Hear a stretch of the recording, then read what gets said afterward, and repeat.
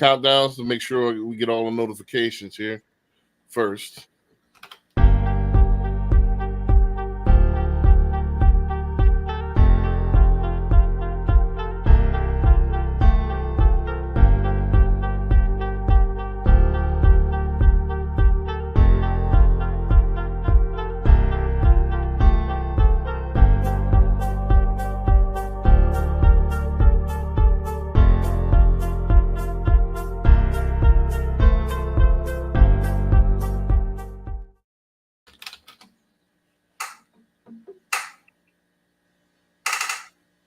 All right. Peace to the family. This is Brandon B. Dixon in it here again. We on another episode of We're Talking Real Estate. Pardon that we're a little bit late, but had a little bit of technical difficulties. Yeah. I got my sidekick here, Humble Flex. He's my my new permanent co-host, man. I got CJ, the realtor in the building, and I got Fung from Financial Suit here. And we're gonna introduce ourselves real quick, and then we're gonna go ahead and get going. So, CJ, I yield the floor to you, and you can go ahead and get kicked off. All right. What's going on, everybody? CJ, the realtor with Greenwood Realty Group down here in Houston, Texas. Give me a follow on social media at CJ Sales Texas. That is CJSELLSTX. Let's connect on there and do some collaborations with you, especially if you're a business owner locally. The website, GreenwoodRealtyTX.com. If you want information as a buyer, seller, or if you're a realtor looking for a team to join, we have all the information for you on the website. So go check that out. Doing not just our home tours, Lux Edition, but we're doing local business owner interviews and other highlights. So check out the YouTube channel, CJ the Realtor. Give me a subscribe, a like, a share. Let me know what you think. If you got some info that you want me to drop on there that you haven't seen yet, let me know. I'm doing it for the people. So go on there and check that out. And then, of course, we are always looking to give back. So our mentorship program, the Mansa Academy, themansaacademy.org is the website where we're teaching our young men knowledge of self-improvement and entrepreneurship. So if you want more information or if you want to donate, go to themansaacademy.org. Gotcha. Barry, you right on time. I got you queued up. You actually next in line. All right. On time. Actually, I got you right here. Okay. Man. All right. How's everybody doing? Barry Bolston, real estate agent here in Houston and surrounding areas. If you're looking to buy, sell, or invest, oh man, look at that light. I got to give me a better light. I'm on all social media platforms, well, most social media platforms. You can Google me at Homes by Barry B. Instagram, my website, Facebook, YouTube. You can give me a call at 832-786-1270 or text me if you have a question. Let's talk about achieving your goals. Gotcha. Fung, I'll go ahead and you don't have your banners up. I should have got your banners up while we were talking earlier, but I'll go ahead and get you going here. Hold on a second. Actually, Fung, you want to go ahead and introduce yourself? For sure.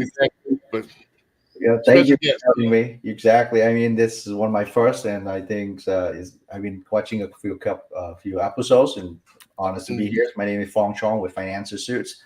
I have a little local brand here in the Cypress, Houston area, but we license in a couple of different states: Louisiana, Florida, Washington, and Arkansas. So if you guys need any help with the mortgage, me and my partner Brandon B will be honored to help you laying out the mortgage plan and get you that home, all that real estate investment you're looking for. Gotcha. Shuhaman, you right on time too. Before I introduce myself, I told him y'all pop on at 8:00, and I was telling Fung the same thing. Yeah. Cool. Hyman, can you hear us? Yeah. Okay, cool. I got you propped up. Hyman with H&L Premier Realty If you have any real estate questions via investment, buying or selling a lease, feel free to reach out to me, 832-235-0985. Gotcha. All right, let me whip through mine real quick so we can go ahead and get started. I know we're a few minutes late, guys, but I appreciate y'all bearing with us. Also, I want to let y'all know to please like, subscribe. I know y'all been watching us on replay. Please tell a friend to tell a friend. Keep on spreading the word. I know we're one of the only podcasts that's organic. We don't spend any behind the scenes money. We all organic. Our audience is organic. It's all from you guys. So please like, subscribe, and share with your friends. So my name is Brandon B. Dixon. My NMLS is 1541210. It's at Billionaire Loan Officer on all social media, especially YouTube. Please like, subscribe. Again, like I said, we got a couple of different shows. I got the Power of Ownership podcast. We're Talking Real Estate podcast here on Tuesdays. Also, we got House Tours Lux with myself and CJ, where we tour some of the best houses in Houston. Also, I got my Behind the Sauce show as well, where I kind of show my entrepreneurial endeavors, like, myself and Humble Flex here, my new co-host, stud I just imported from Florida, who's Grinch mine. So he's going to be taking over the Frenchie game here shortly. So I'll show you all that stuff. All my businesses are Behind the Sauce. So subscribe to my YouTube channel. Go to my website, www.applywithb, if you're ready to book me for a consultation or if you're ready to apply for a mortgage. That's where you can find me. Last but not least, you can contact me, 832-775-8357. You can call me 24/7 as long as it's about business. Oh, I forgot one other thing. Don't forget, cocinvestmentclub.com if you want to join us for investments. We're real estate investors, business investors, so ready to get that going. cocinvestmentclub.com. So, gentlemen, I appreciate y'all joining me tonight. Let's kick off this show, man. I wanted to talk heavily about what's going on, what's all the buzz about. I'm scrolling down the timelines. That's all I see is the National Association of Realtors settlement. Everybody, is freaking out, and they're talking about July, and they're gonna make changes and stuff like that. We're gonna have an open discussion, but let's go ahead and start it off. I want to start off with a couple of clips that's kind of funny here. So let's go ahead and start off with those, and I'll let y'all react to them one by one. So let's start off with a couple of clips, and then we're gonna go ahead and get into the discussion. Want to break the ice a little bit, So let's go ahead and get in with my boy, man, Ming. It's not going to be real estate agents. It's going to be buyers, especially VA buyers. Hear me out. So this law prohibits selling agents from putting buyer's agent commission on the MLS. Now it's up to the buyer's agent to fend for themselves. They're going to have to convince the seller to pay the commission, or they're going to have to call their buyer and ask them to pay for the commission. And they got to make a list of everything they're doing to get that commission. And with rates pulling back at the end of this year or next year, it's going to stay a seller's market. Do you think a seller's going to want to pay buyer agent's commission? No, they're going to want top dollar so they can keep the profits for themselves. So now the buyer agent has to squeeze the buyer for that commission. So of course the commissions are probably going to come down, but now the buyer has to come out of pocket with down payment, closing costs, and pay the buyer's commission. That's why buyers are going to get hit really hard. Let's talk about veteran buyers. See this above? Veterans are prohibited to pay commissions for real estate agents. In the past, it was rolled into the purchase price. Now, if a seller refuses to pay and the veterans can't pay, how are they going to buy the house then? The Department of Justice or the lawmakers should have thought twice, because now it's going to affect veterans really badly, because now they're stuck in limbo and they can't buy if sellers refuse to pay. All we can do is cross our fingers and wait to see what happens next. But for those who can't wait, here is the nationwide average mortgage interest rates. Remember, these rates are just the ballpark. Give your lender a call so you can get an accurate quote. Please comment below your thoughts. All right, so I'm gonna open the panel up. What do y'all think? That's my boy. What's the mortgage, man? Is he full of it? Yeah. I think it's too. I think it's too much skies falling from all these people. That's cap, bro. Yeah, it is cap. I mean, my goodness. I think it's easy to make things such a big deal right now to capture view. It's always about the viewership. Hey, watch me. Let me tell you something controversial. Let me tell you something that scare you. and so that way I get a lot of view.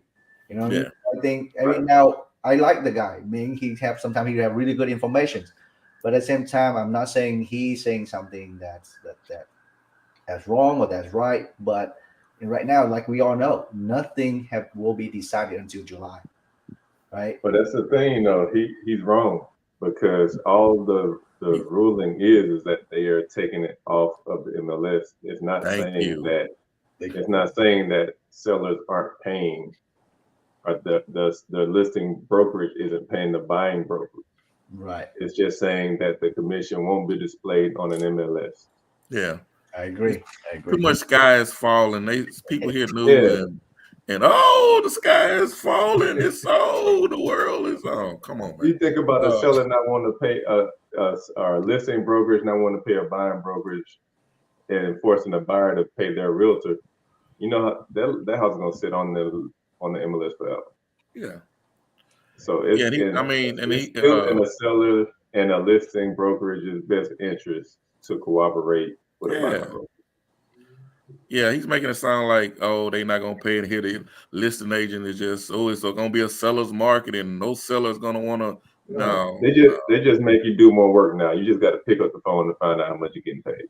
Yeah, instead of it being on. Now, what it will do is stop the steering. It'll stop the steering from. It'll slow down some of the steering from agents, because that's one of the first things they go down to look at when they go to MLS to see what the commission is. Well, so now it's not going to be there, so now you got to make that phone call. Yep. But now, the realtor's got to pick up the phone. Yeah. Right. So you want to chime in a little bit before I go in? Yeah. Sorry, CJ, you were finished? No, I'm just saying, like right now, it's challenging to get some realtor to pick up the phone. So you're a listing agent and you got a house on the market that you were trying to sell for your client.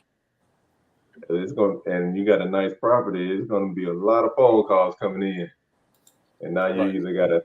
Yeah, you just can't sit back. Have a system or something. You just can't sit back. Right, you better get an assistant and forward them calls to your assistant or something. But you got to answer that phone. Right. Well, so it's taking the some of the corner cutting out of the current climate. Is what y'all saying. Hyman, you want to chime in before I give my 2 cents? Go ahead, B. Or 10 cents? Go ahead. What I wanted to give you so I could go ahead and switch the clip for the next clip. Oh, you want to switch the clip? All right. So buy some time, huh? Come on, bro. Is that what he doing? Man, call him out, Debo. Goodness gracious, though. Gotcha. As far as the not being sold on MLS, that's true. Now they got to call to find out. But sometimes you get to try and see if actually a seller really wants to pay that commission and see what you do next. It's gonna be. I'm gonna be honest with you. It's gonna be a lot more difficult for us as agents because also in the ruling, you have to have your buyer's rep agreement signed with the notification that what your fee is. Yep. We can't glance. You should have been doing it already, though. But you know what? I think that's in other states, because in Texas we already had that. No, but you got to fill it in. It wasn't enforced, though. It wasn't enforced. Yeah. Number one, you got to fill it in, and you have to say it, right? Because if you make that call, we ain't paying a buyer's agent commission. Would you like the house? Tell me about when you want to put in an offer. What you gonna do then? Right. So you're gonna start when you call me. All right, how much you gonna pay in commission? No, I ain't paying but $2,000. What you want to do? Now what? Come on with it. Come on with it. What you gonna do? Yeah. Now, if you do it right, I tell you $2,000, but on your rep agreement says $3,000. That doesn't mean you're not gonna get $2,000 from the seller. You might get if they agree to pay you 3% of whatever the sales price is. I think we all can do quick math. What that looks like? It looks like more money than 3%.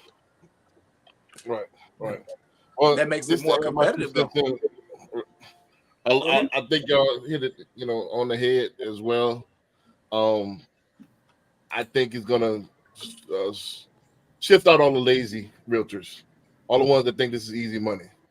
So now it's gonna be a more active thing.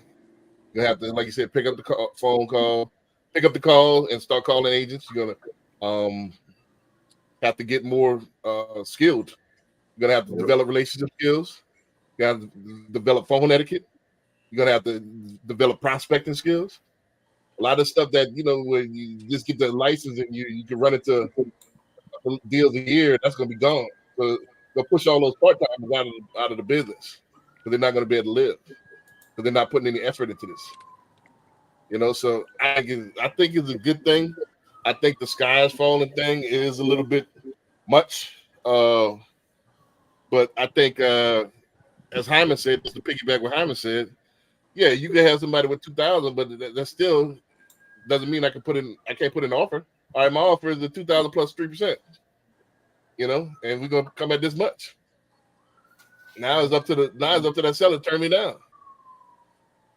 Yeah. But I think it's overkill though, because you can still put what the fee is going to be offered to the cooperating broker online. I don't see how that hurts anything, but just reading through some of the documentation, it's like to just stop everything to get it settled, because they're like NAR isn't claiming any wrongdoing, but they put this in place just to shut it down now so it doesn't prolong and go any further. So this is what they had to do to shut it now, because they were saying that any agent or brokerage that made less than $2 billion in 2022 is covered under this. So anybody above that is still at risk of being sued. So they put this in place to protect the members. Right. But yeah, I think it's overkill not putting it on. I think the correct way was to enforce and make people do a buyer rep agreement. But I don't see why you can't put the fully cooperating completed. broker. You just can't say do it by rep. Say fully filled out completely. I mean, yeah. Like, hey. You can't halfway do a document, bro. It got to be. Hey. You can't put NA in the empty blank. You can't put NA what your compensation is if the seller doesn't pay you. You can't put NA right there. But, I heard there are some brokerages that even though you're 1099 and self-employed, they still required a certain number on that listing agreement. So you couldn't, if you wanted to negotiate more or less, it had to be approved before you could even proceed. Yeah, there are some brokers that did that. Yeah. Yeah, so I think that's part of what's got everything in a sticky situation, because that's a blank line. You're supposed to put what's between you and your client. You know what? The first one I was at, they did. I'm sorry. The first, the first one that I was at, yeah, you had to get approval to get it. Like if you wanted to lower it, you had to get approval in order to lower it. But I don't have to now. But I always thought that was interesting. Yeah, I mean it's a blank line all through that document. So yeah, all that stuff is negotiable. Right. And here that could have been what the issue was, dog. If they pull a document and say, well, my broker told me I had to put 6% no matter what. Now, if brokers are telling their agents that, yeah, they're open for suit for that, because all that stuff is negotiable. You know what I mean? Yeah. Solid point, Barry B. Solid point. You know what I mean? Right. Let's get into one more clip before we open the discussion. I just want to bring some humor to the game real quick before we get started. I thought this was a funny meme. Let's go ahead and check this one out.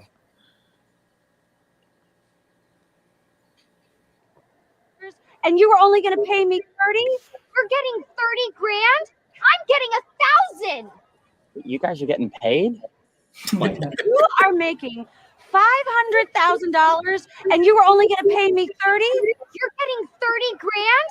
I'm getting 1,000. You guys are getting paid? Explain. You are making. So another size falling meme, but a lot of people are looking at it like this right now. So I'm kind of glad. I mean, I want some of these buyers agents that want the bottom feeders. I want them to get out of the game. I want some of the bottom feeders out of here, because it just, from a distance, a lot of people can't tell the difference between professionals and part-timers and the bottom feeders, because I think the bottom feeders are going to do this. They're going to drive the price down.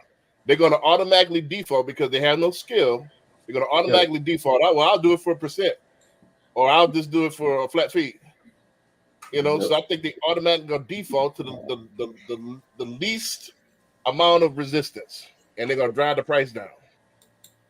I mean, but once these clients find out they're getting burned because these people don't know what they're doing, then they're gonna come back around, because it's up to us to show our value. Right. It's almost 200 different things that a agent has to do to make sure your client gets to the closing table. Right. It's 200. It's like 189, I think, something like that. I'll be trying to think about what is it though. I've done it so long, you just can't keep counting all of them. Yeah, So this you don't is why educate your client on what you offer because they think you just showing the house and that's it. That's the easy part. They think that's all you doing. Yep. Right. Well, that's why I invited Fung on the panel, because he knows that what's going to happen is that a lot of people are deterred from getting buyer's agents. They're going to start leaning on the loan officers, and they're going to start asking us a lot of these questions. Well, who should I do? How should I do this? How should I do that? And how much should I come in at? So they're going to start leaning on us. Right. Can't run up. Right. We can't run comps. So I can run comps as a dual agent. Fung and I gonna get into that. Both of us are dual agents, but I think, and I want to open this up to later on in the discussion, where I think we're the future, because where we're hybrids to where you can have all in one shop, so I think we're the future, but I won't get into that later. But regular loan officers, I think, is going to be dangerous, because you walk in that fine line. If they're going to try to, they're going to want professional help, but they some of them can't pay for it. And that's we always run into a situation where people don't know where their land is, right? And then all of a sudden now sudden individuals try to prove that they are the professional and start saying things that they're not supposed to say and cross over a certain lane, and that's become very toxic or dangerous to the consumers. Well, I mean, I know somewhat, but I can't say, oh, you should offer this and you should offer that, or here's a strategy you should coming in. I mean, but that's what might happen. Like Brandon mentions, is when people start asking loan officers those kind of buying agent questions supposed to answer, some of them don't know where the limits is, and that's when open up a can of worms with all these advice that's not supposed to be given out. Right. Cross start blurred, the lines start blurring. So I think the best thing is to become a RLO or reload, whatever they go to call real estate. Get both licenses. That way you can be flexible on both. So, and that way I think that'll get you more clients, because, like I said, a lot of people are. This depends on your clientele. Some of them can't afford. Let's say let's go down this wormhole. As far as you got something that's 2% flat, and they can't afford that extra percent, and we negotiated, and they can't afford it. So what do you do then? Right. I got a solution for you. Here's what you do. What's that? You go to the listing agent, because the listing agent still has a fiduciary responsibility. Mm-hmm. You know what I mean? And who's to say? Well, I've done it many times, no offense, but I've represented both sides of a transaction. Right? Just keep it simple. This is the amount. This is what they want to offer. No, they don't want to do this. That's what they want to do. They still get representation. They still get the house. Intermediary is going to be very popular for those who understand how to do it. Yeah. Mm-hmm. Yeah, but I mean, you definitely have to go back to that listing agent and say, And then one thing that I did see is that something that we might start seeing under seller concessions. That seller concessions is what they're going to be using it for. That is very true. Very true. Well, give me $7,000 on concession. All right. Yeah. But the $7,000 pays the buyer's agent. This is one thing that they added to, is that they're taking the commission out of the MLS, but they're allowing the seller to list if they're doing a buyer concession on it. Yeah. I think on the contract, there's a section where they put how much they can pay for the buying agent. So that doesn't really have to go into the seller concession and eat up that, closing cost assisted to the buyers. So I think. Yeah, on that last page. Yeah. Yeah. That will probably solve, because like CJ and every guy we mentioned, it just, they don't want to put on MLS. So that it's not going to be on the MLS. It's not a default kind of assuming percentage anymore. But there's many other plays that they can put the amount or the percentage on there before going to contract. So I think it's a matter of maybe eventually we all come up with one central place beside the MLS to have that. Hey, when you make an offer, make sure you put your commission right there. Request commissions. Correctamundo. Exactly. Yeah. I think that's But see, And as that's an what- agent, as an agent, they don't understand how to do that. So they have to go back to the drawing table. So, okay, from now on, your commission has to be negotiated with this deal. yeah. That's all. And if you can't do that, or you're not comfortable doing that, okay, you got to go learn how to do that. And some brokerages don't really teach that. Exactly. Well, and also not with just the, that, as you a, got to think about too. You got to think about too. All right, the cooperating brokerage percentage or whatever the listing brokerage want to pay the cooperating broker, it's not listed. So once you determine that, are you going to show that house before you get an ABB, the agreement between brokers? It's up to you. yeah, It's up to you, I man. mean, you could be wasting your time. So True. you got a lot more leg work on the front end to make sure that you're True. protecting. That brings that ABB back into play. Huh? It used to be just for leases. Now that comes back. Right. Yeah, Everybody just has for to leasing. agree. Yeah. So for the people that are watching that aren't realtors, there's a document called Agreement Between Brokers that shows, all right, this is the listing brokerage, this is what they're paying the cooperating broker. And we use it on leases most of the time.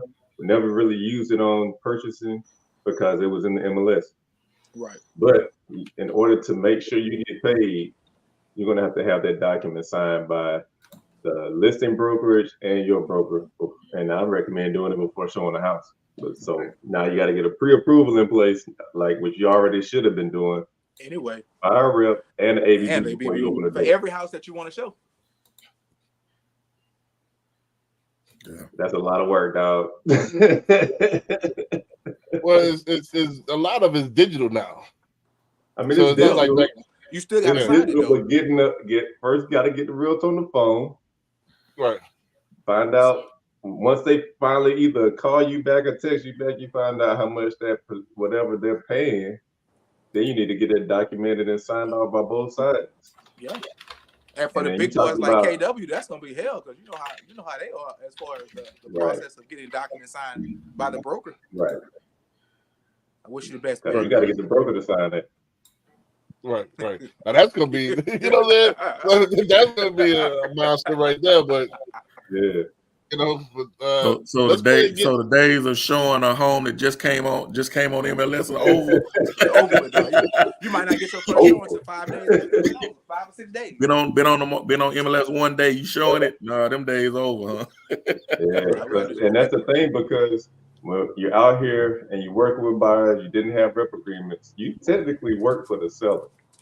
Right. So if in the event you work with a buyer, you show them a house, they go to another agent and that agent puts that an offering on that house that you showed them, but they get their names on there and you don't have a rep agreement. How you going to prove the procuring costs? Like, Yeah. that's what the determining factor is. Well, You you know, gotta you have can all still, the you can stuff still show procuring cause without a rep agreement. It's a Because thing. if you It's show a that gray house- area, bro. But if you Try to- show that try to- house, they got a record of you showing that house. That don't mean nothing. But that's procuring You work for cause, the so that's a seller. little different. You work for the seller Oh, if you don't have a rep agreement.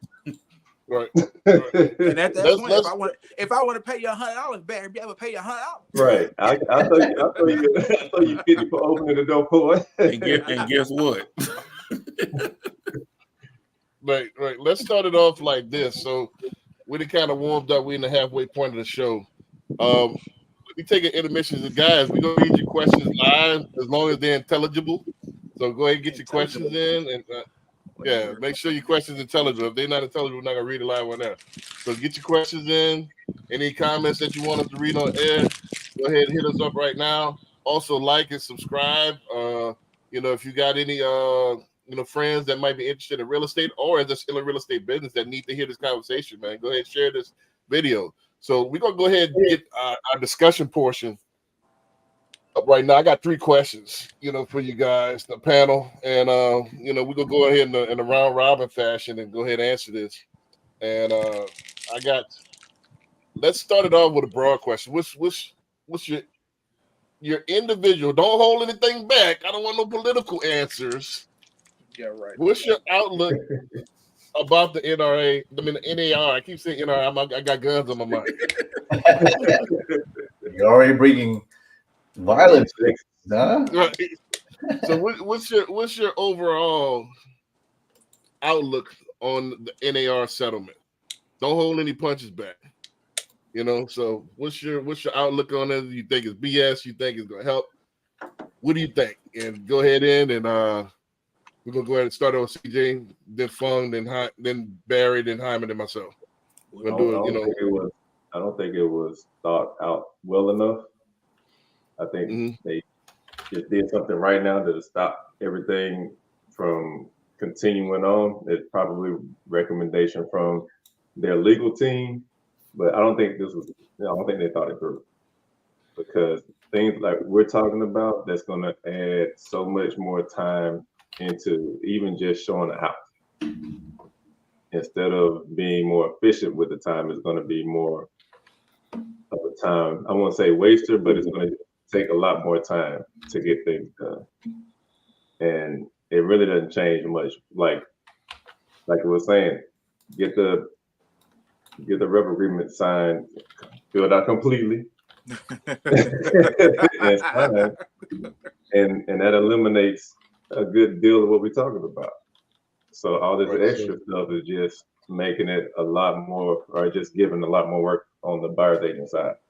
I mean, soliciting agents, they need to communicate.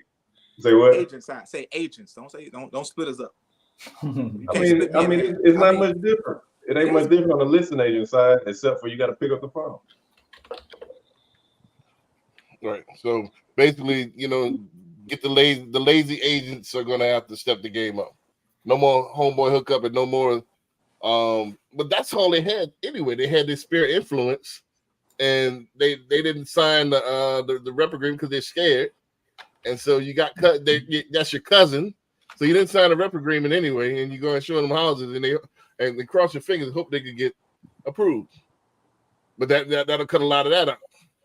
What's clogging the market anyway? In my opinion. Yeah. So so Fung, I'll open it up to you. Before you move it on the phone, I got one more thing. Mm-hmm. So, and I want to pose a question. We can answer it later, but when we're talking about fair housing laws, and how do we ensure that listed agent is telling every agent the same number? Right. You can't. It's just the same. Once again, if we can't hold our own self, our rules and regulations, we can't. Right. Yeah, so it's just individuals. So this opens the door. Let's say publish it first. Violation. Right. They can tell somebody, man, it's 8%, man. Shoot, on my side. Right. Hey, I tell Hyman now we paying 1%. Then I tell Barry we're paying 1.5%. Like, right. Y'all don't know the difference. Y'all not talking. I mean, that's kind of a wormhole right there, because they could do that right now as far as this deal. No, it's deal. Right now, so they can't. As far as deals, yeah, you can say now my agents, you got to present it with the deal, but that agent, that listening, still can swear. I'm like, yeah, I wouldn't take this deal, because they don't like the sound of my voice or whatever. Oh yeah, that I mean, that's different. But as far as the numbers between the agent, right. it's online right now. It's on paper. Right. Now it's about to be a phone call until you get that ABB. Right. Fung, what say you? I mean, I think there's gonna be a lot of change when it comes to this settlement, whether they go through it or not go through it. Right? It had been brought up to the attention, and seemed like most likely a lot of real estate broker that I talked to already kind of preparing for the decision to go through with the removing from the MLS, which, as many of you guys already talked about, it's kind of bringing a good news where it put pressure on doing your job as a buying agent. Get your agreement side up, discussing that with the client, make sure they be aware of that. And also, I mean, you want to get paid big bucks, you got to do go you gotta go Yeah, big boy stuff. Yeah, negotiate and go out there and right. do fight with the listing agent, whichever you have to Right. do. Right. Exactly. So I think that's Professionally. in a way, from my opinion, it will filter out the lazy one. Because right now I know all of you at least once a year or maybe once a month have deal with someone that try to undercut you. Hey, this guy tell me that he's gonna give me back 1%. Can you match that? That kind of thing, and Right.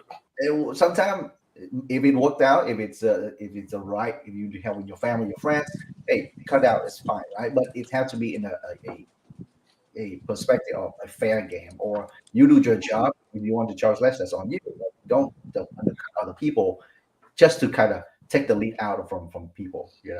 And with the buying agreement now, you even have more reason to talk about upfront instead of waiting to show many houses and then they disappear on you because their real estate their realtor were out of town and things like that.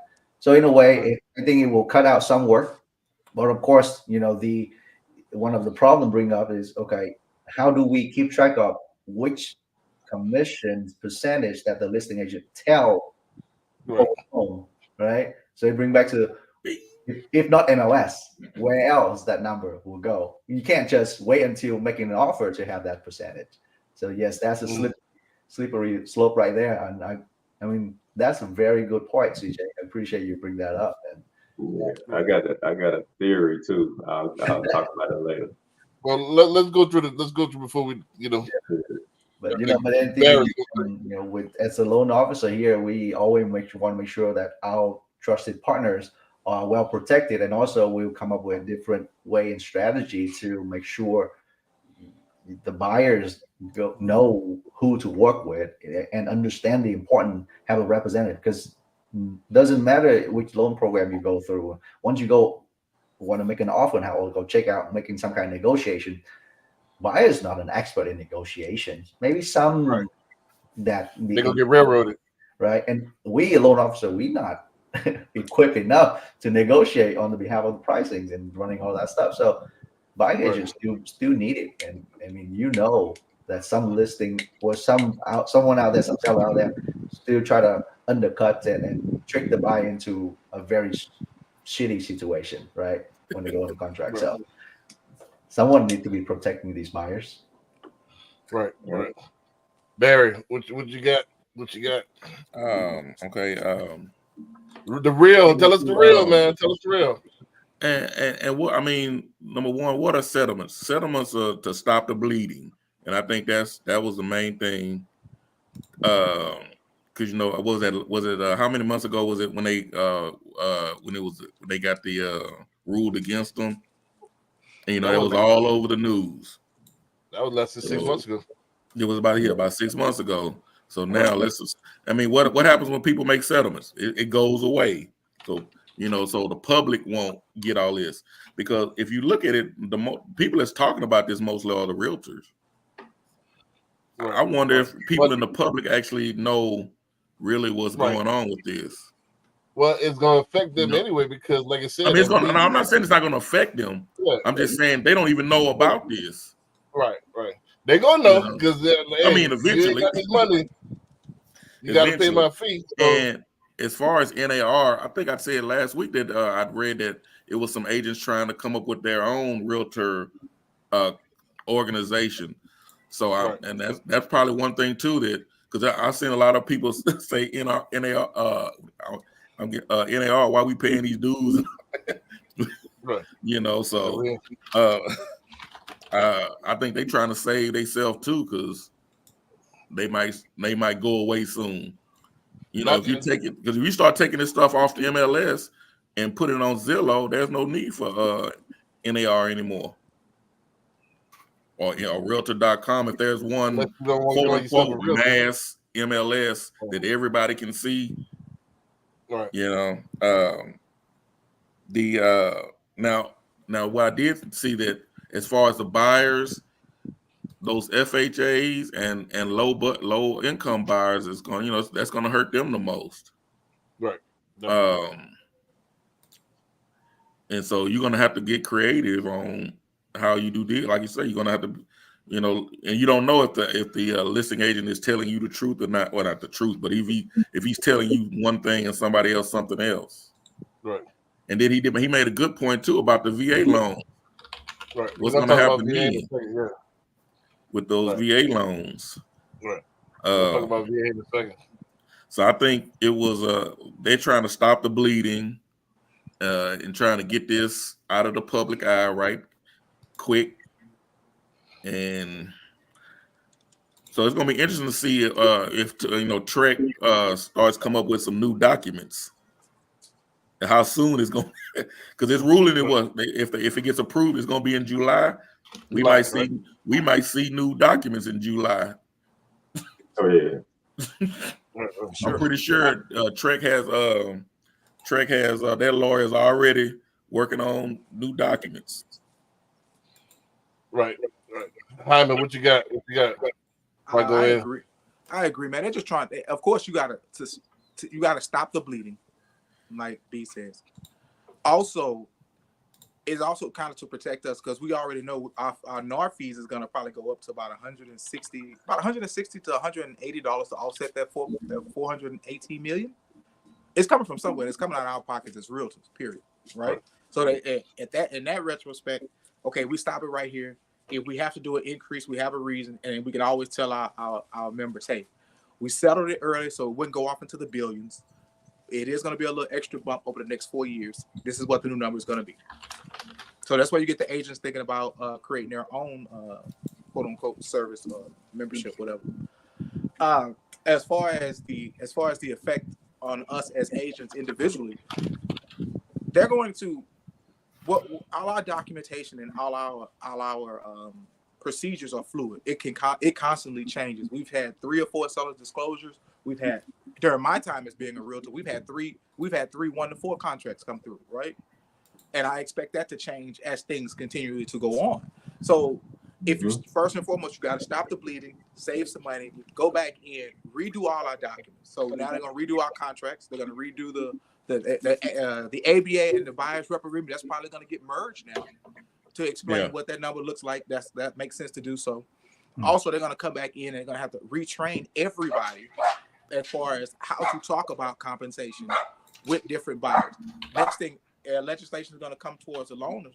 If the buying market drastically decrease like what everybody thinks it's going to do, eventually the government's going to step in and find some more money to offset that cost. Right. Appreciate that. Shameless plug. That's why I love Frenchies, man. He ain't barked the whole time, man. You know what I'm saying? Frenchies don't bark, man. So I love How do they these communicate dogs, if they don't bark? sign language. Nah, man, they make facial expressions, stuff like that, but they don't bark at all, man. They make facial expressions to each other so they can just they communicate non-verbally.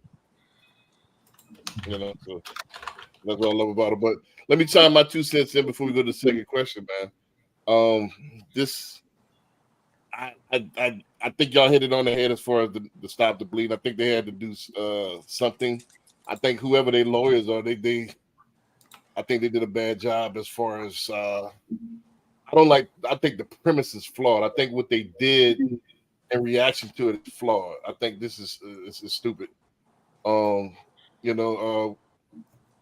It should be un-American to, if I negotiate for something and I choose to, and we talked about this before, I choose to do whatever I want. If I want to distribute half of it to the buyer's agent, I should be able to do that because I negotiated up front. So how can you turn back around and we got to sign a contract and say, I think I paid too much? You agree to it, and I'm gonna stand on that. That's dumb, and it's still this judgment or the way you're trying to go about it by rectifying it or changing the situation doesn't address the situation, because as a buyer's agent, I still could go in there and negotiate on the back end how much as a seller you're going to pay. It's still negotiating. Instead of up front, you negotiate in the back end. So all you did was add work to everybody, which is fine. I'm all about the work, I'm all about, shifting everybody out, but I think the way they did it, it doesn't solve the issue of what they were trying to solve. And it really is not an issue. That's my premise to it, and just to answer some of the other questions as far as to get creative and stuff like that. I think it's going to be bad for the buyers, especially low income buyers, because they can't afford it. So we're gonna have to get creative. That's why I'm looking at joining Accent and stuff like that, to where we could get seller concessions, or I could make my money off the back end of being the buyer's agent and the loan officer. So we're gonna have to. I think you're gonna have to get creative to where we're gonna have to be able to finance some of those fees or put it in the loan. But either way, they're gonna pay it. Or you're gonna get to where I think the natural reaction, and correct me if I'm wrong, people are cheap. You got certain people who pay for what they want. The majority won't. Let's be honest.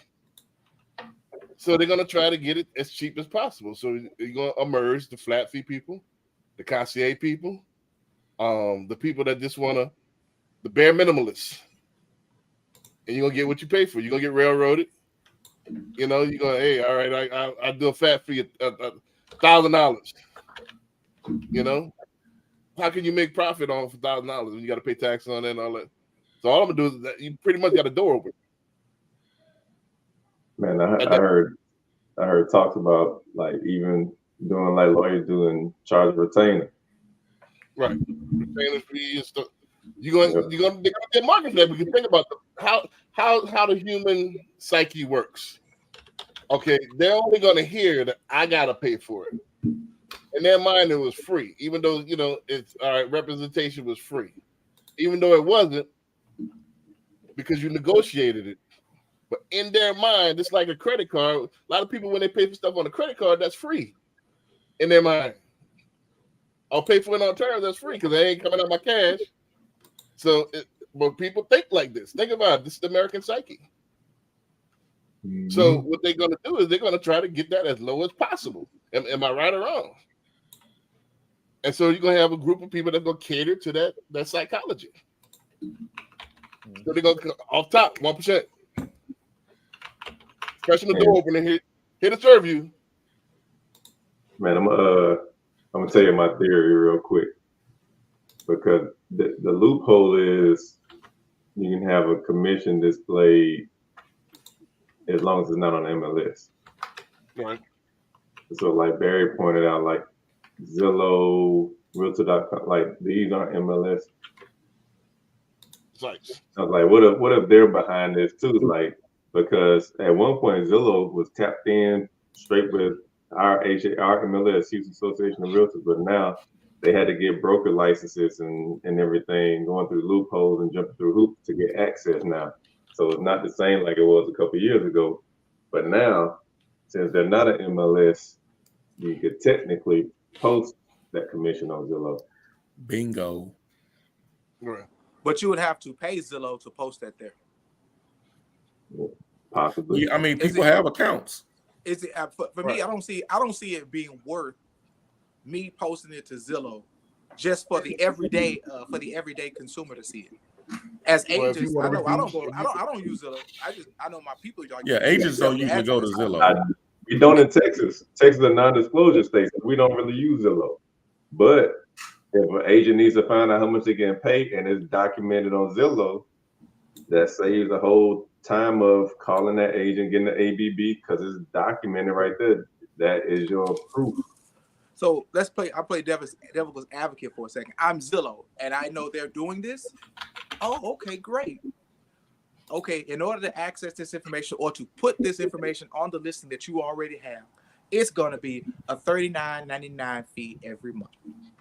Right. So would you rather pay $39.99 or call the agent, wait for that agent to contact you back to get that commission amount, get an ABB signed by their broker and yours, and then show a house? That as being Zillow, I don't care. I'm getting paid $40 per agent. No. As the agent. Not as Zillow, as an agent. What would you rather do? As an agent, I'd rather just go talk to them because I don't want to pay the $40. Really? Yeah. You crazy? Okay. You know, yeah, you know. Every You say that now until you Come on call like 10 But people every every house, day. Come on now. you got to get an ABB. But Hold on. every house. Fung You has got no idea 5 who I am and listings. how I operate. I operate on a flat fee basis, period. I pay agents a flat fee regardless. So this world for me is normal. Y'all know that. Right. This world You for me ain't is very normal. calling and get no ABB for every house that you show right now. For every, oh well, And for then, every like house, hold on. Let's if you're gonna preface it to me, if it's one of my investors, it's up front. Hey, if they don't pay a commission, you paying me $5,000 up front. You okay with that? Yeah. All right, let's go. I don't care if they offer me a commission when I talk to them. Y'all offering a commission on this one? No. All right, cool. Yes. Okay. What is it? Okay, great. It doesn't matter to me because I already have the amount of money that I know I'm gonna make regardless. Right. But the fact of going to Zillow to do that, I don't see there's a benefit there. I don't That's see. a time saver, dog. I don't see that. How Like, many- now, I mean, you got investors. Investors is like your. It's a total different animal. So Yeah, it's a Right. totally different Totally one. different. Totally So different traditional animal. buyers, if you got a Traditional buyer. traditional buyer and they want to look at 5 houses in this certain area and they got Look how 5 humble different looking at me, listing man. What you agents. talking about? That's 5 different phone calls, 5 different people you got to wait to call you back, 5 different ABBs that you got to wait for their broker and your broker to sign, and then go show the house. It's gone by then, player. Right. It's a Man, humble has something to say, man. He said, man, what your dog problem is, man? You know what I mean? Your dog problem is he want to say something, can't. I don't. Vocals got messed up somewhere. You know, all that noise, man. He said, pipe down. You know, but Yeah, I really think that MLS with NAR is gonna be gone, and it's gonna be eventually gone. It's gonna be a nationwide MLS. right. Well, I like that. I like that idea. That'd be nice. I'll pay extra for a nationwide. Because understand, the same people that's running Zillow are the same people that put all these travel agents out of business with Expedia and Priceline. These are the same people. Right. Or we could go to a simple fact like they do in Arizona. Arizona is a set commission base. Is it? No matter what, yeah, it's 5% no matter what, and everybody, it's just across the board. Right. No less. The problem is that the national settlement was they don't want you to. They're trying to tell you what you could do with your 5%. That's the issue. Well, That's the issue. in that situation, that agent messed that up. That agent was supposed to talk to them and tell them what was what, right? At the end of the day, the buck starts and stops with us. If we're not talking effectively to the buyer or seller, that's with us. And so we brought that lawsuit on ourselves. The whole thing was wires crossed. You know what is unconstitutional? It's unconstitutional for you to sign a contract and then tell me later on you're paying too much. You agreed to it, so they got their wire crossed. The whole thing was flawed. The agent did not explain it to him well enough for them to understand. But we see this at every closing. Ain't nobody reading these documents. Right. But I disagree with that because as a seller, you always want to know how much your bottom line is. Yeah. You know, you do a net, and we do a net sheet. I do a net sheet for my sellers. Exactly. Every seller knows, all right, how much I got to put it at. That's what your job is as a listing agent. How much I got to put it at for me to net this. And they understand that, you know, this is part of the commission. And how I choose to spend that commission, whether marketing, you know, commission sharing, whatever, that's what I need to do to get your house sold. And you can either say yay or nay. Nobody's putting a gun to your head. So the whole thing was flawed from the get-go. Yep. So it's a flaw on top of a flaw. So let's get to the second question. I know we're running out of time. I got a comment on my Facebook that I'm gonna read after this. Read it. So how will the future look for buyers agents? So let's go ahead and open that up, and you can put that in there as well. So CJ, you up? How will the future look for? So going to 2024 on. And if you're a professional, nothing's changing. You just got a little more work to do. There you go. That's it. Ain't nothing changing. Mm-hmm. If you're on the commercial side, you be doing this anyway. I think you overly optimistic, but I say about you know Hey, I I said my said, comments to let- no, I said if you're a professional. I said it right. ain't. No. I'm gonna tell you why. But Funk, go ahead. Well, I mean, I think there will be some change, you know, whether but we all know when there's change, there are opportunities that make money, and Right. there are people who don't know how to leverage that opportunity. I kind of have to agree with Brandon there that we can't say that, oh, nothing will happen, nothing will change. You know, there is something coming, and it does affect a lot of people, but whether it affect negatively or positively, it really depends on your skill set, your goals, and you know, your professionalism. And I think you just have to leverage that to grow, no matter what. Yeah. Right. Exactly. Barry, what you got? Yeah, I think it'll. I mean, it will definitely put. Well, like you say, the professionals, they're gonna have to just make sure they be on there. You know, they dot their I's and cross their T's.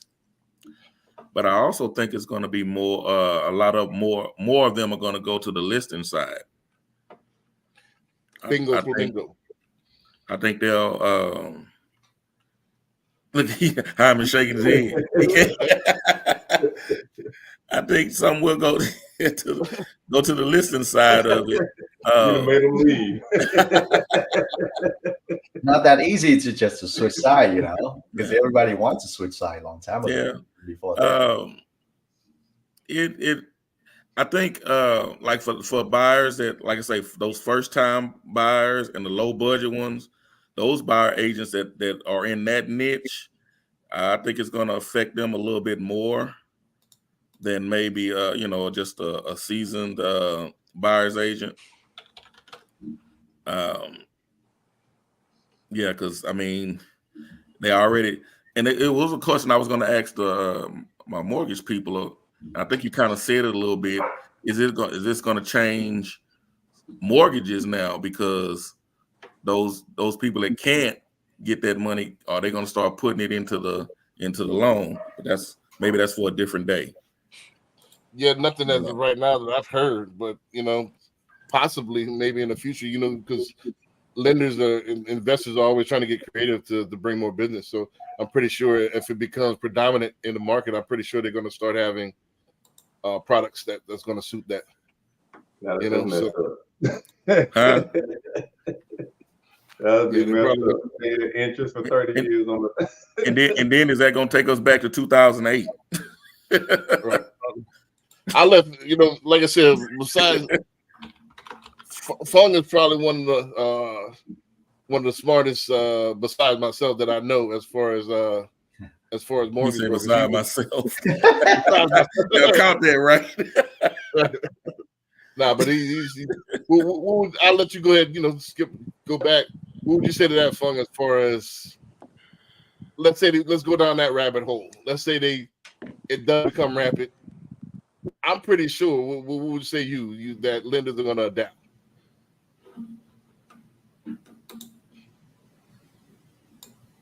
Did he freeze? Funk, can you? Oh, he can freeze. Oh no, I see him moving. Did you listen? Did he hear you? I don't know, maybe internet froze. So I'll go in. Hyman, where you? Hyman left. Hyman left. Okay. Well, let me go ahead and try my 2 cents in real quick. I think Barry hit on the head. Is this going to be people going to try to get in a different line?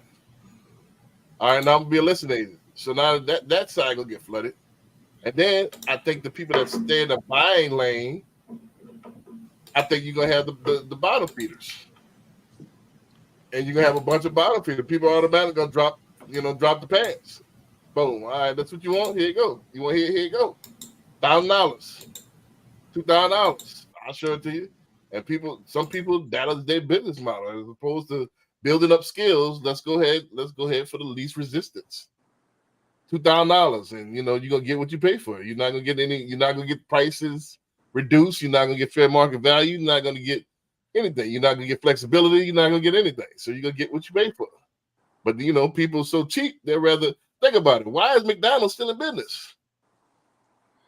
Why is McDonald's still in business? Why is Church's still in business? When you got Popeyes right across the street, why is Church's still there? It's cheaper. Get a 12 piece for $3. You get a 12 piece, $3, man. So why is Reggie still selling? When you got Loud out here. You always gonna have an alternative, man. You know, it just is what it is. You know, so you can't underestimate the power of cheapness, of people being cheap. Like we say, you give I them mean, the space on that. And people going to capitalize on people being cheap. Fun, can you hear us now? Can you hear us? Fun. Yeah, I'm back now. Okay, cool. I had two questions for you. Barry had made a point. He's like, what do you see as far as lenders adapting to the climate? Do you think lenders are start making it able to finance the buyer's fee? You see that? I mean, before the housing market crashed, that kind of happened. I don't think that will go back to that route. But I think the way it's set up right now already, that's already helped us with the seller concessions, as in, as long as the sellers say, okay, I'm willing to pay the buying agent, that's not a seller concession. We don't have to roll that into the loan amount, because sure, we just cannot display about the percentage anymore, and we have to negotiate. But rolling that closing cost in, because if that ever happened, then that we're gonna always run into the appraisal issue, right? Yeah.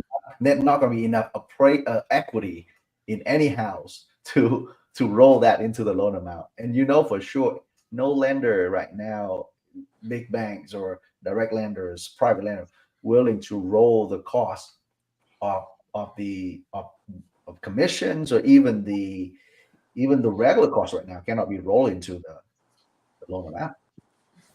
So let me see if I get you straight. You think they'll make a play as far as seller concession what comes off, which is the same thing anyway. It's just coming off your bottom line. You just kick your money around. That's the same thing. Yeah, I mean, I think the way it's set up right now is different it's already makes sense.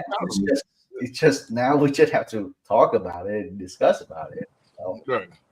There's no point of rolling into the loan amount, because the moment we start rolling one kind of cost into the loan amount, it opened to the Pandora box. Like, okay, why can't we roll this and cannot roll that? Yeah, right. It become a lawsuit after lawsuit. I don't think they want to go that route. And so you say no. Yeah, I think they're gonna be something flexible. Hear me out. Okay. Not in the broker channel, but in the correspondence channel. Where it's baked into your rate, and you don't know anything about it. Yeah, but that's run into fair housing equality too, you know. You know, man, I got a comment on my Facebook, and my guy. Say what? Yeah, go ahead. But no, hold on. Let me address funds, so not to leave that out there. So you got a choice. You can pay me out of pocket, or I can roll it in for a higher rate. I don't know, man. I don't think because sure, theoretically, it might be, but we're talking theoretically. But you know, right now, if you look at lender credit, cannot be used to pay for the loan officer compensation already. Right. Well, it can only be used to pay for other like appraisals and all that small fees, right? Right. If that's already the rule, why I don't think anyone would always say, well, you know, don't worry about the loan officer. Now that allow to roll the fees or roll the commission of the buyer agent into the loan amount. Right. And that's the big piece. And then, you know, what's the limit? What if some buyer agents decide, like, well, I'm gonna charge 5% for this client because I've been working for them for 5 years, and you know, you never know the amount of time, the effort you put in, and then now because you set the tone, and now the lender say, well, don't worry, you can roll whatever the amount of buying agent commission into this, And then the buyer's can come back and say, "Hey, dude, you're my partner, right? Roll in 5%." It's opened a lot of Pandora's box. rabbit Right. holes, man. That get us back to 200008, wouldn't it? Yeah, Right. and then no Yeah. amount of equity. Yeah, So yeah. If now you we're put it gonna have that way, because a type lot of of people be situation. partnering up. They'll put finance, they'll refinance that thing, and then what I'm saying, that Yep. he refinance, kick that down the curve. Now we talking funny money. Everything, For sure. so. But that's what. Hey, but this is one thing that's for sure, power corrupts. Absolute power corrupts absolutely. So no matter how you slice it, there's gonna be a way to get around it, and people gonna find a way to get around this thing. So it doesn't matter where we want to go with it. Hey, I'm gonna let Hyman chime in on this before we go to your comment. Yeah. And then we got the last question. We'll be out. As far as an agent goes with this new changes, it just requires us to get better. It requires us to communicate a lot better. You know what I mean? And that's our biggest problem. We don't communicate well enough with each other as fellow colleagues and with the consumer, right? If we communicated better as a group of realtors, we wouldn't be in this situation that we're in. Nope. Right. We wouldn't be here. You know what I'm saying? Because a lot of documents already dictate and say all those things. We're not communicating it effectively to the buyers and sellers that we're representing. We're not communicating it effectively to the consumer who's asking us questions about how do I pay you? How do I pay you? People And we've all don't had worry that about it. question asked. Yeah. See what I'm saying? That right there, don't worry about it. Right. Yeah. And then we're on the selling side. When you go talk to the sellers themselves, they feel some type of way when they hired you to sell their house, and you tell them, "Well, I'm going to take 3% of this and give it to the buyer's agent," because it's on our listing agreement. It says, "Do you want to actively show your house on the MLS?" Yep. And when you actively show it on the MLS, it tells you how much that you have to put. It gives you every category that's on the MLS. But we're not effectively, again, communicating that to the seller to give them that decision and that option of what they want to do. We are so worried about the 6%. Hey, what would you like to sell? What would you like to offer? We're trying to help you sell your house. If you want to do 5%, all right, cool. That's fine. You feel comfortable with that? Barry said, I do a net sheet. When you do the net sheet, here's the net sheet at 5%, net sheet at 6%, here's the net sheet at 4%. Which one do you feel? And you kind of explain what the difference is. How could it positively and negatively affect you selling your own on the listing side? If we were doing that, we would never get sued. Right. Well, we so worried about losing the client, losing the deal, because people got too many choices. So I think the natural purge should happen. I think all of the garbage agents should get out of the business. Then we got professionals, and then people could professionally choose, the best of the best from there. But I know that's blissful thinking. What's going to happen is the bottom feed is going to continue to feed on the bottom. That's what's going to happen. Say, man, all this garbage talk is ridiculous, dog. That's why they created recycling. You know what I'm saying? Once you know that's you're a able to fact. be recycled and get done better. You come out like this. You start like this, but you come out like that after training and energy and experience. You become better. But that's not the human nature. Why are there 50,000 agents just in Houston alone, and 13% of all of the business is done by all of the business is done by 13% of the agents. Most of the agents, over 80%, ain't doing the damn thing. Right. They only had like one deal last year. We gotta teach them better. We just gotta teach them better, man. Well, a lot of those agent, when they close deal, they put it under the team leader name or the broker name sometimes. So like you have agent how they close a lot of deal, but it's not just for the name because of the agreement they have with that. So sometimes the 13% might be a little bit skewed because of that as well. Like the team out there put everything under what his name, Jimmy Franklin. I mean, but he's not the one that got a game. anything like that. But he's. So but hey, that's the way the team award for the month. Yeah. So real quick, that's across industries. Most of the top performers carry the industry. That's in every profession. But man, I'm gonna go to this comment. Yeah, go ahead.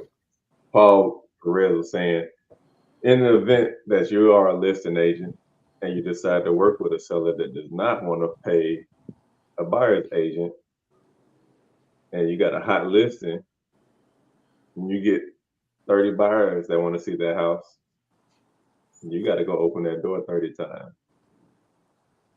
not guaranteeing an offer.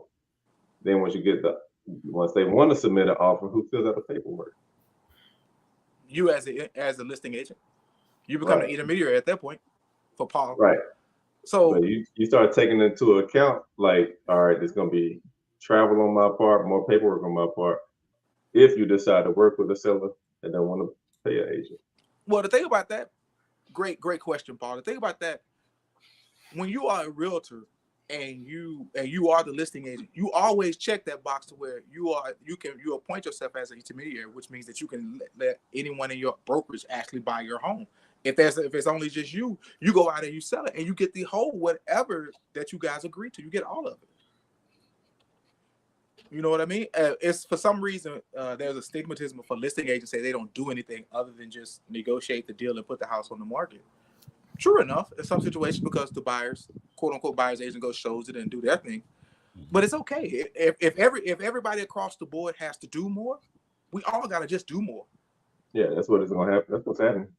You know what I mean? But in that situation that you just said, CJ, in that situation you said, well, if you get a buyer that has an agent, you're not doing intermediary now, but you got to let him know that, hey, so when he does call you and you pick up the phone, my seller, he ain't paying. He ain't paying the buyer's agent. He ain't paying the buyer's agent.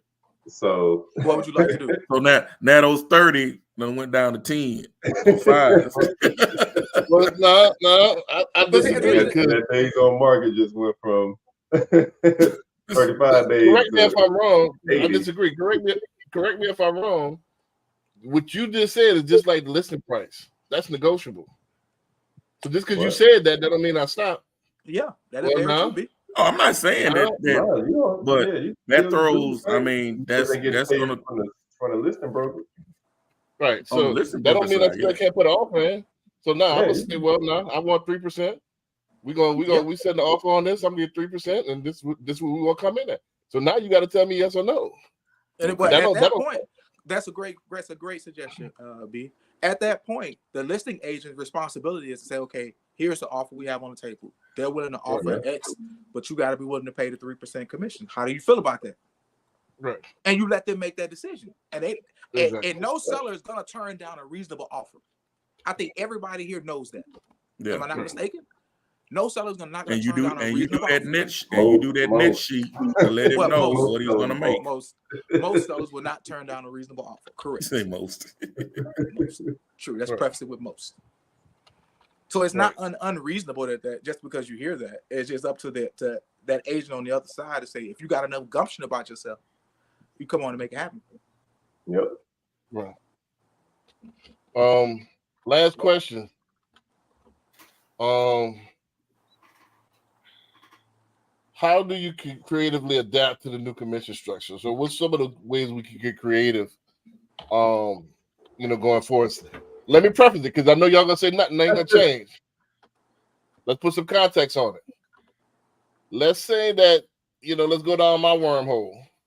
Let's go down my rabbit hole and say that here come the bottom feeders. Now you got the concierge services. You got the minimalists that's flooding the game, that flat fees. So how do you get creative, and how do you get creative? Creative as what? The listing agent or the buyer's agent? As far as this period, how do you make money? Because most people are gonna be both. Let's keep it all the way 100. Yep. So you're not gonna turn down a buyer's agent because I'm technically a listing agent. You're not gonna turn down a buyer. Nope, you're not. Well, I mean, if you're a listing agent, I don't care if he's a flat fee. Right. Why would I care if that buyer's agent is a flat fee for the buyer? Now, how you going to compete when you get a buyer now? And that's why I'm asking what side were you on. So if you're talking about a buyer, you're agent, like Hyman said. So if you get a buyer now and you got all these, the industry's flooded now with these flat fee people. How do we get creative now to make money? I mean, I think it boils down to, like Hyman and we were talking about before, about communication and showing your value. And like in the listing agreement, the rep agreement, there's a blank line. It may not necessarily have to be a percentage. Like it was talks about, even like I was saying earlier about a retainer fee. Lawyers charge you every time they send an email. Yeah. Yeah. So Yeah. do we want to go there? Like, do we want to get that crazy with it? Mhm. Right. Yeah, showing your It's value. not about, you know, lowering your value. It's about proving your value. And showing them, okay, this flat fee is doing AB, but look, I'm doing A, B, C, D, and E. Right. Right. So You know, I mean, I even heard people talk about, hey, I'm gonna offer different packages. Yep. For this Yes. amount, you get this. there's something to do that right now. Yeah. Yeah. And it works. Yep. There is no one way to do it. Like before this happened, you could have been already doing this. Yeah. Right. Haven't been doing this. Yeah. So tell us what that looks like. How do your A, B, and C package? So you got All the right, silver, so- the gold, and the platinum package. How that look? How does that look? Okay, so if you're a rookie agent coming into the industry and you're with the KW 70-30 split, you first have to know how much it costs for you to live. If it costs you $3,000 to live, right? That's what it costs you. But you know you still got to give KW 30% of whatever you get. So when you meet the buyer who's an FHA barely making it across the stage, across closing, you have to tell them, like, look, if you want me to help you, this is what it's going to cost. How are you going to come up with X amount of dollars? Because if the sellers don't pay me, I still want to help you. You need to tell me how are you going to come up with X amount of dollars. You can set up a payment plan with them. Hey, look, when we get started, once I get you pre-approved, it's going to cost you $300. You go ahead and Zelle that on in. Once you got your pre-approved to go start looking at the houses, you need to Zelle me through $500 more. And you say this $300 is to help you get it. I don't know, bro. How they gonna do the Zelle? Don't the Zelle got to go to the brokerage? Yeah. Well, he is the broker. Yeah. If it's with KW. No, I mean he's saying a new agent. A new agent with KW. He has to go and talk to them and say, hey, look, this is my fee structure. This is what I'm going to charge at every quote unquote pinpoint of the transaction. You know, you got your pre-approval stage, you got your showing stage, you got your contract stage, right? Then you have your inspection and so forth and so on. Everything that we have to do, that there's a pinpoint that something is being done by us, and you charge a fee at every section that goes out to equates to what your commission will be. That's it. Hey, but if it's a FHA just getting started buyer, yeah, they ain't got it. If they don't have it, if they don't have it, here's what I do. Yeah, just enough for the earners' money. Right. If they don't have it, here's what I do. They think it's like a call out. Yeah, here's what I do. I say, hey B, I call Barry. Hey Barry, man, I got a rookie. I got an FHA buyer. I understand that your people not doing anything. How do you feel about sending me $1,000 and I take it from there? You know what I'm saying? At some point, you want to get paid, but you're just doing less for them, but you still want to get paid. Barry said, "Well, man, all right, yeah, I can do that. Let me. You bring me a 100% off. I can get you squared away. You still can do that. Right.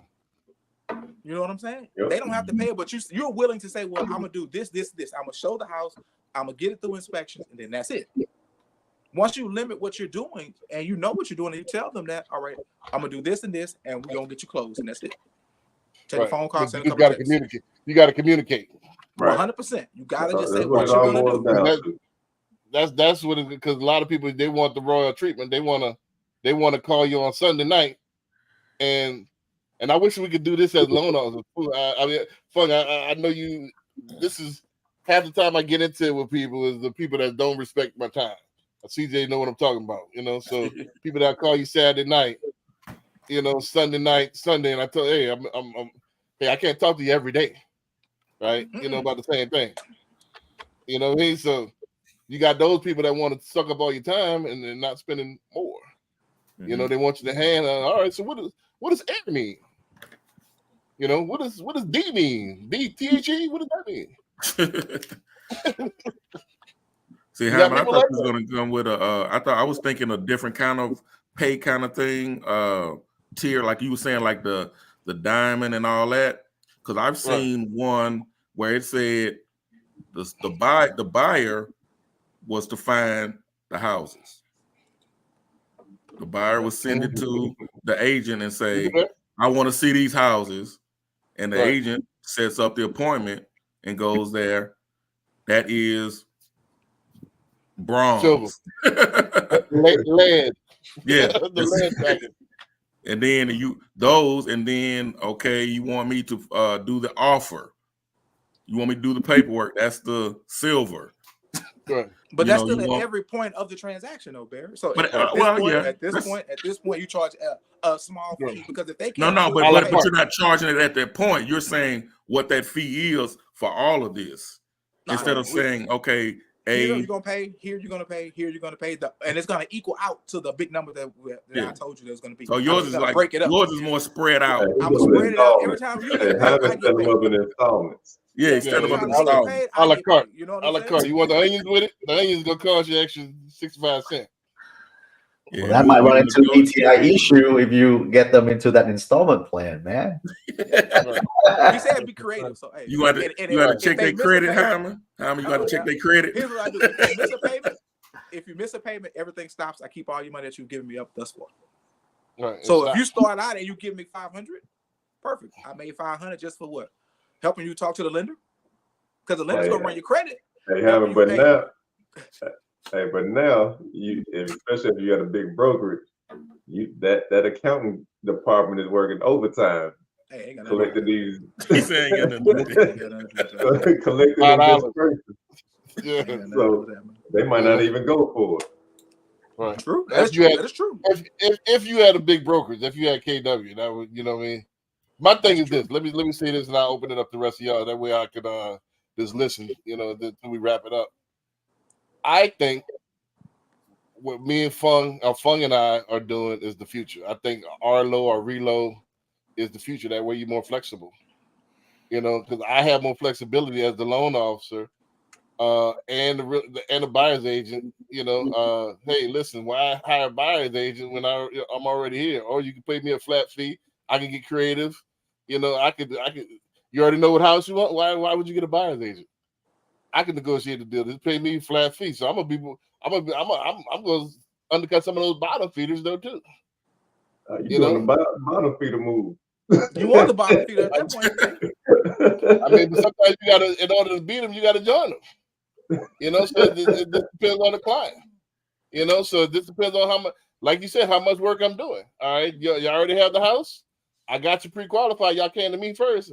And that happens a lot of times. They already know what house they want. They already know what's set. All you got to do is write the offer. You know, so all right, it's based on how much work am I doing.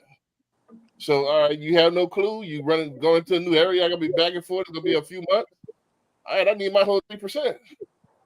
But I'm gonna go ahead and communicate it with you that, hey, here goes the rep agreement. Here goes I'm gonna sign you up for a year. You know, 3% of the seller don't pay me. You're in charge of it. So, you know, I could do.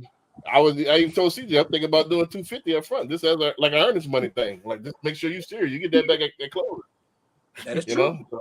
That is very true. Yeah, That's not it's not already unrealistic. being done. Yeah, that's Yeah, very so true. 250 up front, man. Look, man, you know, make sure you serious. You know, so but I could always as well, if they have difficulty, communicate with that client, because me as a branch manager, if I go with the Access model, all right, I could all right, if I could get to a 1.5 here, you could that's within your budget, 1.5, I can make my money on the back end. That little bottom feed over here, man. You know what I'm saying? Fun, go and tell them now, man. They ain't gonna work.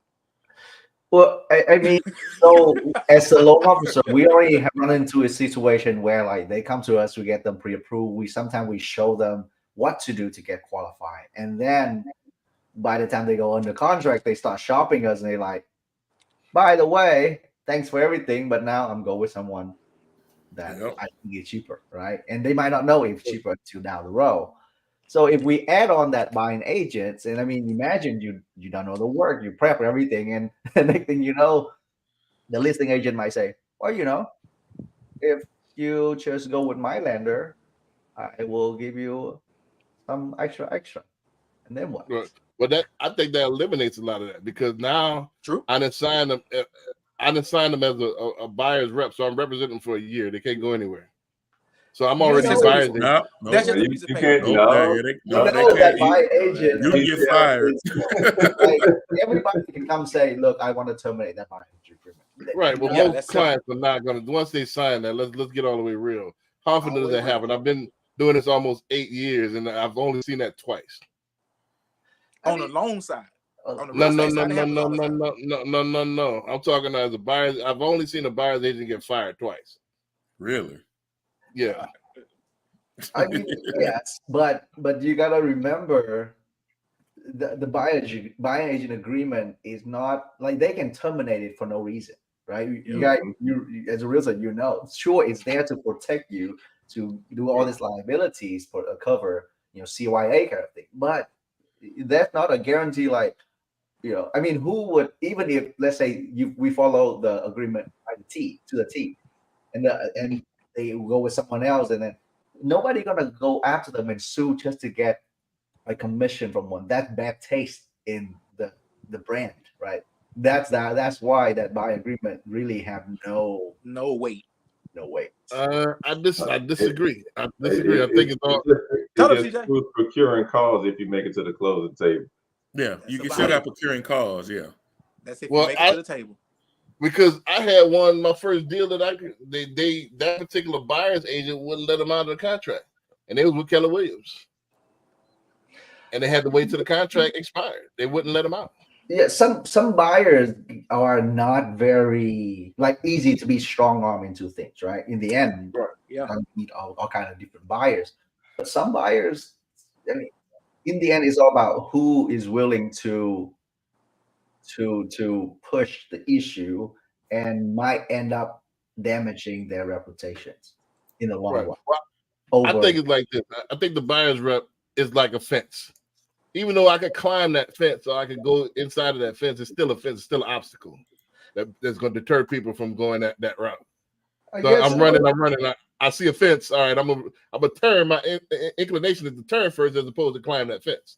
So it's just one of those things that I'm putting that fence up there, to be an extra layer. Not saying it's impenetrable, but it's there. That coupled with, all right, the deposit. Earnest money, like, all right, 50, 300, what can you afford? You get that back at closing, or it comes out of my commission. That deters you from going somewhere else, and me getting duped out all the effort that I put into it. All the time and everything. Yeah. Theoretically, yes, but in the end, how often can you keep chasing people because of that? And then you have another client to tend to as well. But I mean, I agree with you to an extent. There's a reason why the buy agreements are there, and we should all leverage it and make sure people understand and follow it. But in the end of the day, even in the buy agreement, there's a law saying, if they're not happy with your service, they can terminate it without any. Right. Yeah. They got to go through a couple of hoops. This this is in my book as well. Just like with it's chapter 4 in the book. Just like with Discount Tires. Discount Tires put all their packages on there and then tell you the price. And then it's $39.99.99, including the warranty and all that. Boom. Now it's up to you to tell them why you don't want the warranty. So they're gonna already put it on there. So, and most people don't want to do that. They're like, all right, how much is this? All right, cool. So they get by default 80 to 90% success rate because they automatically assume the sale. So now I'm putting it on that buyer. How this relates to the buyer's agreement. Now you gotta the burden is on you. You gotta try to get out this contract. And most people don't want that smoke. They'll just go ahead along with it because it's an obstacle. I mean, there's a different, right? One is a couple $100. One is $10,000 sometimes, Right, but and then you got to couple that with they got to be dissatisfied with my service, which won't happen. Of course. All right, so you got dissatisfaction stuff. Now it stops them from just willy-nilly. Yeah. Because if you don't have anything in place, they can just willy-nilly. All right, well, shit, I ain't like, Susan's voice is sweeter than Brandon, so all right, let me go ahead with Susan because she might be offering the same thing. But now if I got all this in place, they're going to think twice. You see what I'm saying? So you got to, just like we said earlier, it's a communication. We got to protect ourselves. And that's the way I think it's going to be created. That's how I'm probably going to do my business, like as far as I think reloads and offering value, on both sides. Hey, you don't have to deal with anybody else. You're already comfortable with me. Boom, let's go ahead and maximize maximize that relationship and rock like that. And that's another thing. I think once you already got the rapport as their loan officer, so it just depends. If they're a transactional customer and they're just trying to shop the rate, you probably won't get them as a buyer's agent. They're just shopping your rate. They probably already come to you with as a buyer's agent. I'm talking about for this one customer that they like you and they come to you and they want you to do everything. Most likely there's a trust there, a rapport. Right. No, that's So different type of those transactional customers, you're not gonna get. They shopping you, so they don't give a damn about you. for sure. And you can tell who's off that. They, hey, what's your rate? They don't even know your name. What's your rate? What's the, they it all top. From the get-go that they're transactional customers. They're not interested. They're interested in saving money as opposed to relationship currency. So those type of people, you might not get, hey, you got where you could get skinny, do the transaction, you're going to get what you can get. But there's those people that want you to be in their life after the transaction.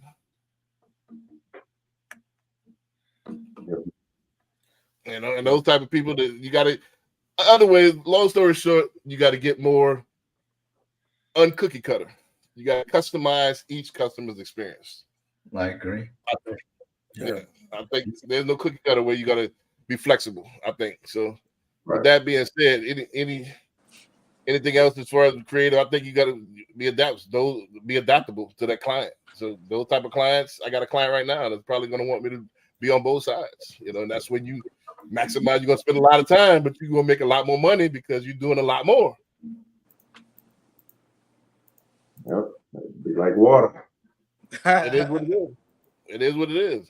Those customers that just want you to get the good rate, all right, boom. Get a good rate, I'm gonna kick you to my processor. There you go. Boom, here goes the rate. I might have to get skinny to do it, and you're not even gonna know. You're not even gonna talk to me most of the time. You're gonna talk to my processor, and we're gonna get you to the finish line. And I'll send you out an email. Thanks.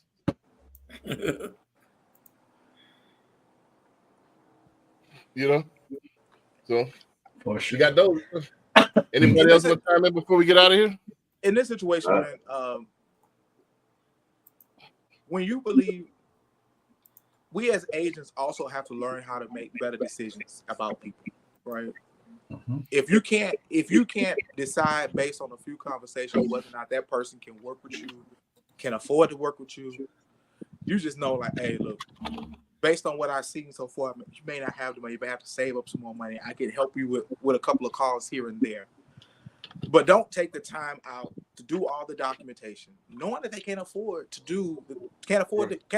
right? You know what I'm saying? Yes. We all know attorneys that's expensive. We all know some cheap ones, right? We just go with wherever our pocketbooks can handle, and that's okay. Right. That's another thing I want to say. You can't get everybody. Nah, Everybody's not gonna be your cup of tea. And I think the ones that are your cup of tea maximize that relationship. that's very true. Yep. Right. Very, very true. Anything else y'all want to chime in? Any last thoughts on this? Anything? All right, man. We're gonna see y'all next week, man. Fun again. I appreciate you coming on. Hey, Again, happy to be here. subscribe. Appreciate you, bro. Good to see you, man.